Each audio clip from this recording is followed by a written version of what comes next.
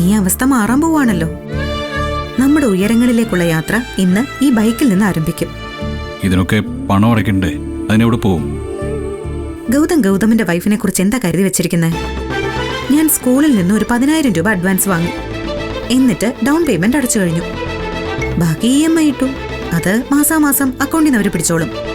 നമ്മളൊന്നും അറിയണ്ട, കൈയും കെട്ടി നോക്കി നിന്നു കൊടുത്താൽ മാത്രം മതി.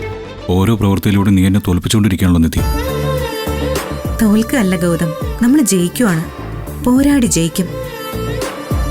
ഗൗതം ജയിക്കുന്നത് കാണുന്നതാണ് എന്റെ സന്തോഷം. എന്റെ ഗൗതം എന്നും ജയിച്ചുകൊണ്ടേയിരിക്കണം.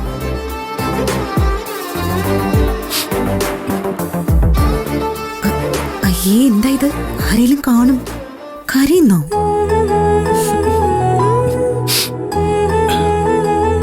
ഗൗതമിനറിയോ, ഭർത്താവിന്റെ വയറ്റിൽ ഇങ്ങനെ ചുറ്റിപ്പിടിച്ച് ബൈക്കിൽ യാത്ര ചെയ്യണമെന്നുള്ളത് എന്റെ വലിയൊരു ആഗ്രഹമായിരുന്നു. പക്ഷേ ഗൗതമിന്റെ കൂടെ കൂടുതലും ഞാൻ കാറിലല്ലേ യാത്ര ചെയ്തിട്ടുള്ളൂ. ഇനി ഞാൻ എന്റെ ആ സ്വപ്നം സാക്ഷാത്കരിക്കാൻ പോവാണ്.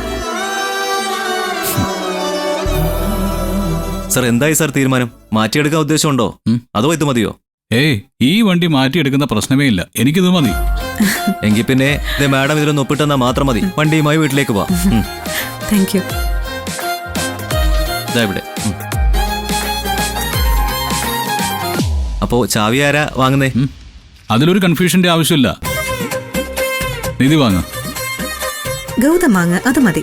എന്തായാലും നിന്റെ സമ്മാനമല്ലേ, നീ തന്നെ വാങ്ങി തന്നാ മതി. ഓക്കെ.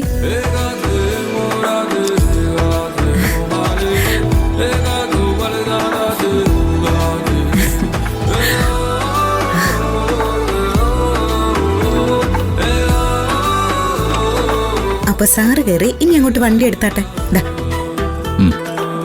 അപ്പോ all the best sir. Thank you. Okay sir.